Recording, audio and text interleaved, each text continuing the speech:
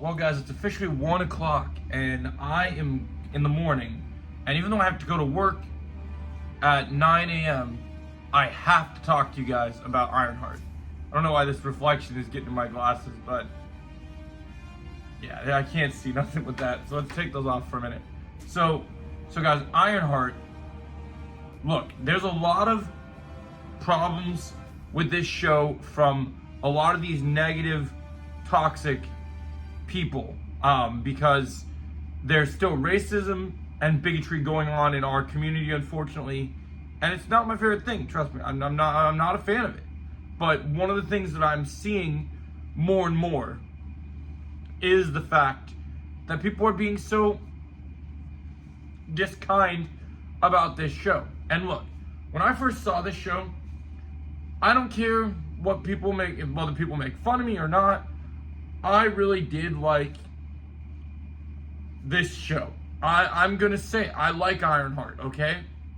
I don't care about the is and the phobes and all that other gender nonsense and racist bullshit. That didn't matter to me. I liked the story. The fact it dealt with grief, we had someone that was really struggling, and we saw actual core values. People died, and it had proper stakes. And I think that's what was brilliant. So in the first couple episodes, they start building out characters like the Hood. It's interesting seeing Ironheart become a criminal. Not my favorite part of the story, but it was interesting. And there's things like, yeah, there's a drag queen in here, but they don't do anything with that character that's really that big of a deal. There's some lesbian martial artists in here. Not really that big of a deal to the story, but they're there. And you just gotta accept it. And it's not that big of a deal. But people are gonna make a bigger deal than it is. But so I liked the first couple of episodes of Ironheart. I really liked episode 3. Episode 2 was pretty alright. Episode 1 was a good start. Episode 4, 5, and 6 brought this show to a head. This is one of those Marvel shows where the finale is better than anything we've ever gotten. So, now, the first half, pretty solid, interesting. Love that we got Alden Ehrenreich revealed to be Ezekiel Stane, aka Obadiah Stane's son, and like the legacy of how you pay that forward. But that comes even more full circle in episode 4, and I think they did a brilliant job with what that leads to. That being said, when we talk about this finale, there are going to be spoilers ahead. Also, I really wanted to mention that some of the things I love about this thing is in terms of the actors in this show, I really loved that we got to see Rico from one of my favorite shows, Good Girls. Loved how they broke into the petty crimes here. Loved how some of the fight scenes were choreographed, and the real idea of how magic and science were used as one and the same in here was beautiful. And I really loved how they brought that together. I thought they did a great job making it full circle. I thought it was really brilliant. And then, as we dived in even further, we had all those things happen, right? It was great. We dived in even further, and I think we did some solid work here. And so what I really liked about this is seeing this feeling of where things are going really got me excited, because, you know, the Hood's an interesting character. They're doing interesting things with these characters. Episode 5 was pretty. Episode 4 was really interesting, kind of, you know, really diving into the magic of things. Then episode 5, we had some interesting cliffhangers going on with Natalie disappearing, and we had to dive into magic.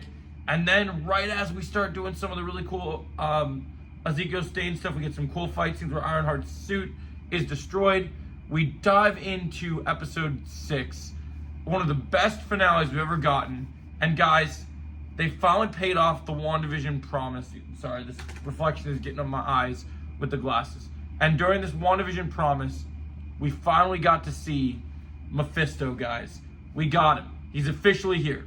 And Sacha Baron Cohen, oh my God, he crushes it. This finale gives me hype for the rest of the MCU now, because we're totally going supernatural. They name drop Comertage. We hear things about Doctor Strange. There's an end credit scene that kind of leads to some ominous supernatural stuff happening in the background. And Mephisto is here, guys.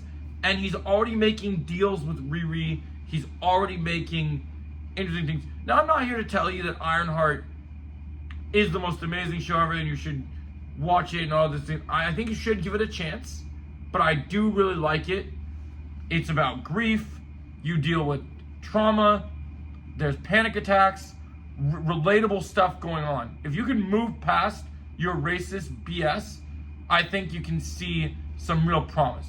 And there's some goofy shit in there, but it all works together. Some of the humor's a little lackluster. But the thing I think that's most important, this is the spoiler section, is the stuff with Mephisto sets up the future.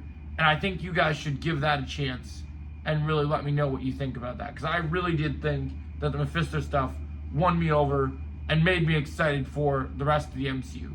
So anyway, guys, I like Ironheart. I'm going to give the series overall a 7.5 out of 10. It is got solid things in it.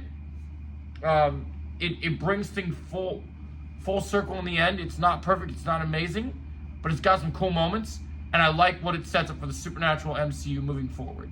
So let me know your thoughts in the comments below, and if you liked my review and my take on Ironheart, let me know your thoughts, and as always, I'll catch you in the next video. Thanks for watching, guys. Goodbye.